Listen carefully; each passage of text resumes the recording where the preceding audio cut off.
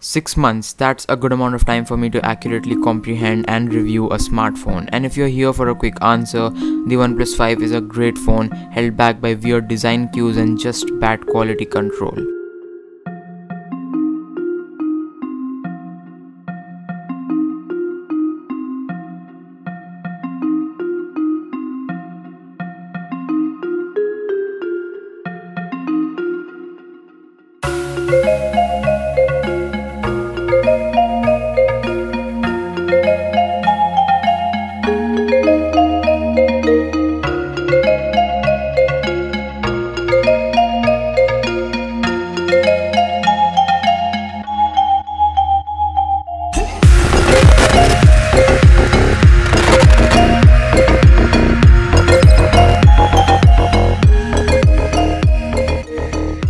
Let's begin with how the phone has held up all these months later, both in terms of hardware and its software.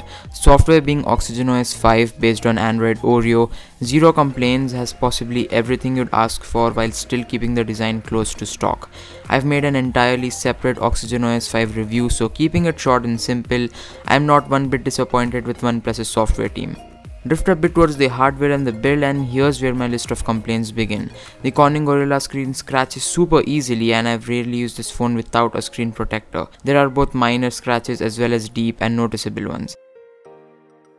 Turn the device around and the smooth midnight black slab of metal doesn't only slip out of my hands 90% of the times but also has the potential to chip or scratch. I have sweaty hands and I could not bear the fingerprints and grease the phone accumulated the second I held it. So I've been using a case for the longest time, and you probably should too, since that already scratch prone 2.5D glass won't hold up super good for a drop or two.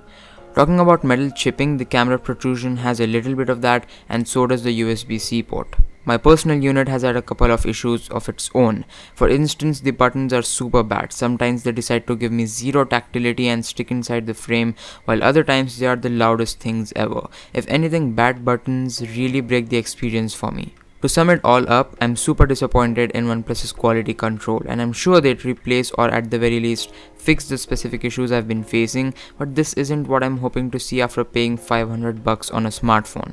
Cameras on smartphones have come a long way, and to be completely honest, the ones on the OnePlus 5 seem a bit unrefined. Not saying they're bad or anything, but just the amount of precision you need for a stable low light shot is kind of a big deal for a casual quick snapper like me. The dual camera mechanism works great for producing really accurate and bokeh-licious portrait shots, but do note that the secondary telephoto lens only kicks in when there's adequate light available, so half of the times you're probably better off zooming digitally. I'm not the best guy to talk about camera reviews, and I probably will never be, since I use it just so less often that I don't mind a mediocre camera on my phone in the first place. One thing I was pretty impressed in was the video recording and the autofocus. The focus kind of hunts in the 1080p 60fps mode, but I'm willing to trade a few extra milliseconds of focus time for super smooth footage. The stabilization is really good as well, despite not being optically stabilized. Shall we even dare talk about the performance and snappiness of this device? The Snapdragon 835 and the insane 8GB of RAM that you probably will never need see to that the performance of the OnePlus 5 is top notch. Speaking of notches, no, this doesn't have that, neither does it have a bezel-less design, and the screen is still 1080p. However, being AMOLED and with a pentapixel arrangement, the screen is probably the best you can find under this budget. Battery life has been absolutely stellar for me, giving me 7 to 8 hours of screen on time constantly, and I really need to plug this thing in the midst of a day. However, in case I need to, dash charging with its insane speeds makes it a no-brainer. The speaker is only a downward facing mono driver, but it really packs in a punch. Indoors you probably wouldn't want to leave your media volume at max, it's that loud.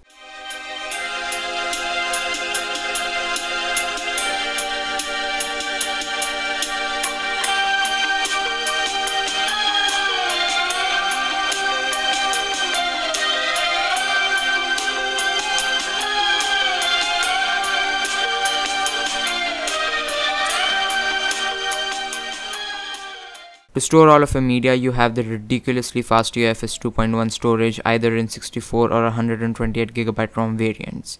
There's also the erstwhile headphone jack, which I have not used more than 5 times maximum. The alert slider does what it's supposed to, but I feel a maximum of 2 toggles would work out just fine. I just don't need the intermediate do not disturb mode in between my full ring and full silent modes. Rounding it all up, I feel for the amount I paid, I'm really getting my money's worth here. Yes, there are a couple of trade-offs and hardware additions that OnePlus just skimmed out on, but you need to understand who this phone is made for. I'll tell you who this isn't made for though: people who consider cameras in their pockets the holy grail, and also the ones who like having a flashy design in their pocket. For the rest of the world who prioritize performance, future-proofness and cost over the camera and the design, the OnePlus 5 was the best pick about 6 months ago. Also, I believe there are not many companies who push out 3 major iterations of Android updates to their devices besides OnePlus and obviously Google. OnePlus got their core audience hooked up to a phone that suits them the best: the great software with their reminiscent customizations, the fastest fingerprint scanner, a great display, pretty good cameras, and all at a cost less than most of the flagships out there. That's been it, thanks for watching, and I'll catch you guys in the next episode.